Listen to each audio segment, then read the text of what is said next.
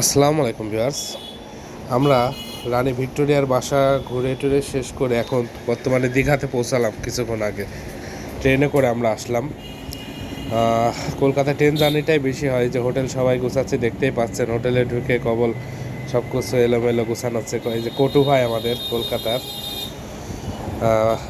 সবাই আমরা কবল রুমে আসলাম।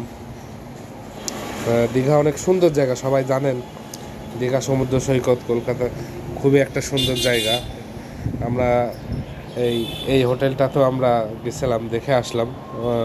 ওখানে রুম ফাঁকা নাই দুর্ভাগ্যবশত, এই জন্য আমরা এখানে উঠতে পারিনি। তো পৌঁছানো না, ইন্ডিয়ান টাকা আমাদের প্রায় 3500 রুপি করে পার নাইট আমাদের পড়লো এখানে। এক নাইট আমাদের 3500 রুপি করে নেবে ইন্ডিয়ান টাকায়। তো হোটেলটা খারাপ না, সমুদ্র সৈকতের পাশেই, খুবই সুন্দর জায়গা। এখন অনেক রাত হয়ে গেছে আমাদের আসতে আসতে, তারপরেও রাত হলে সমুদ্রের পাশে একবার হলেও যাচ্ছে আমরা, এখন সাথেই থাকবেন। রাতের অন্ধকারে দেখতেই পাচ্ছেন সমুদ্র ওইভাবে দেখা যাচ্ছে না, শুধু বড় বড় ঢেউ এসে বাড়ি খাচ্ছে ভিউয়ার্স। মানে এত বাতাস, মানে সারাদিনের জার্নির ক্লান্তিটা আসলে দূর হয়ে গেল আমাদের এখানে এসে। প্রচুর বাতাস আর এত বড় বড় ঢেউ। আসলে আমাদের বাংলাদেশে কক্সবাজার, কুয়াকাটা এসব জায়গার চেয়ে অনেক বড় ঢেউ দীঘাতে দেখছি আমি। ঢেউগুলো খুব বড়, একদম মেঘের গর্জনের মতো ঢেউগুলো।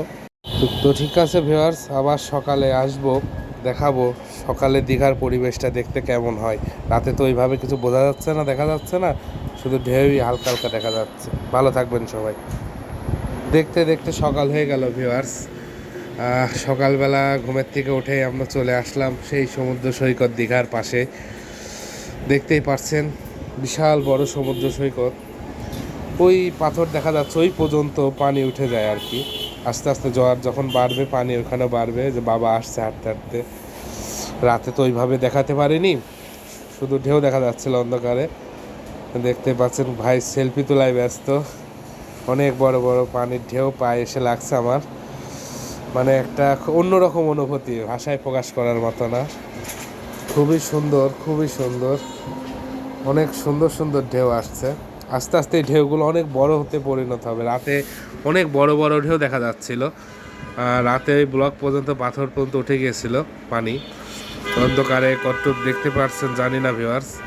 তো এখন এই যে সব দেখছেন আস্তে আস্তে পানি বাড়ছে, বড় বড় ঢেউ যে আসছে। এই ঢেউগুলো পায়ে পায়ে এসে এসে আস্তে আস্তে ঠেকছে যখন, মানে একটা আলাদা একটা অনুভূতি, যেটা বোঝানো যাবে না। সবাই সবার মতো হাইটে ছেলে ঘুরে বেড়াচ্ছে। দেখছেন আস্তে আস্তে পানি উপরের দিকে চলে আসছে। আমরা এখন উপরে চলে আসছি। প্রচুর রোদের তাপ, কিন্তু বাতাস আর সমুদ্রের ঢেউয়ের ইসে একটা আলাদা, মানে ভালো লাগা কাজ করে, যার যার ফলে এই আসলে রোদটা বা গরমটা কিছু মনে হচ্ছে না আমাদের।